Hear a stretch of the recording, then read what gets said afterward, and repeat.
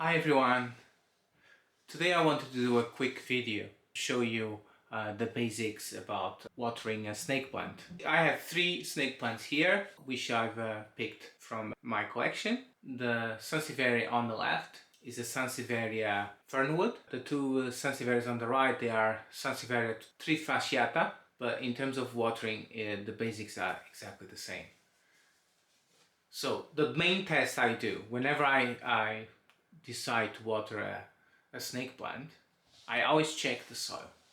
If the soil is dry, I know I can water this snake plant and it should be okay.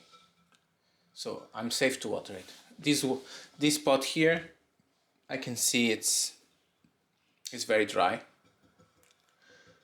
and I can water it. This pot here, on the other hand,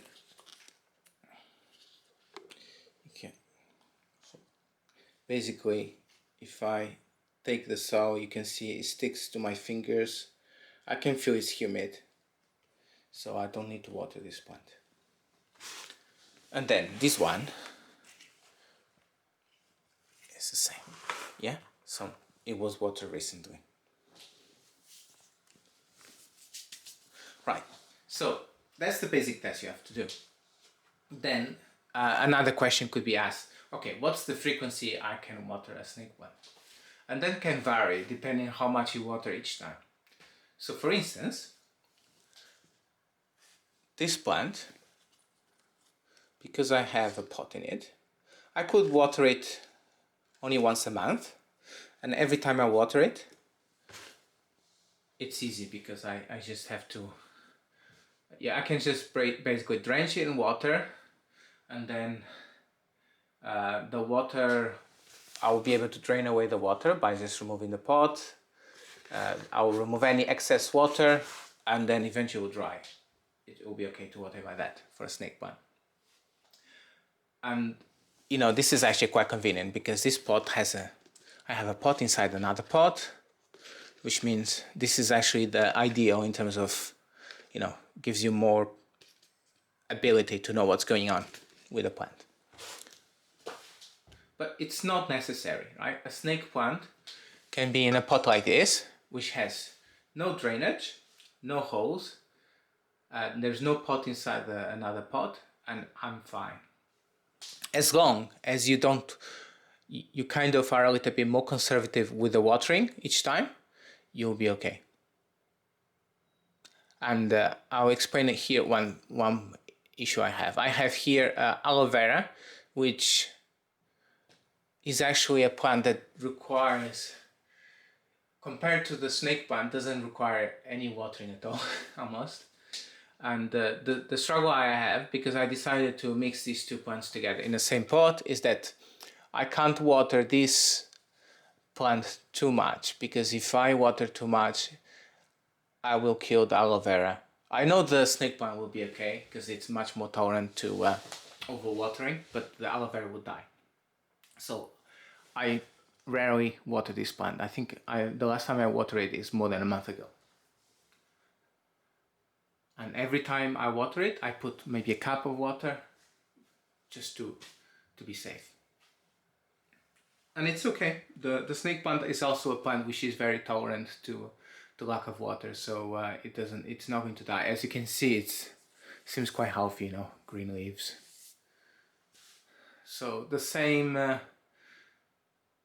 so this pot here on the right, it's also has the same issue. I don't have any drainage holes. But because I always test the soil, I don't water it too much.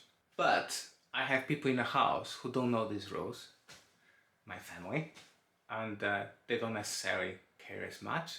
Shall I say that? Maybe. But, you know, this plant has been actually a victim of overwatering. And what has happened, some of it has rotten away. So I can give you, this used to be a leaf which rotted, and now it's dry, but you know, I just left it there in the pot. Instead of just throwing it away, I just left it there. But the consequences of overwatering a snake plant is rotting.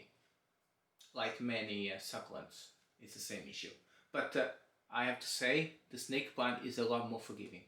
So you can do a lot of things to the snake plant that if you try to do to the aloe vera, your aloe vera won't last a day. So this leads me to the final point, which is what are the ways that you can, what are the side effects of overwatering besides rotting? Are there any more side effects? Yes, something you might notice is that, for instance, one of these leaves here, the longer leaves in a snake plant, they might actually basically snap off. And the reason they snap off is to do with the weight of the water that they store in the leaves is too much. So if you see a leaf snap off, then you know you have to take it a little bit more easy on the watering. And so far I've been very lucky. The only side effects of not watering enough that you might see is that, for example, you see these tips, this tip is dry.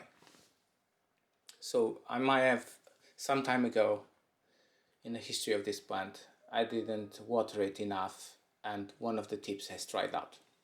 But when you see that, you can easily, you can easily correct that. I think it has a little bit more here, look. So it has dried out.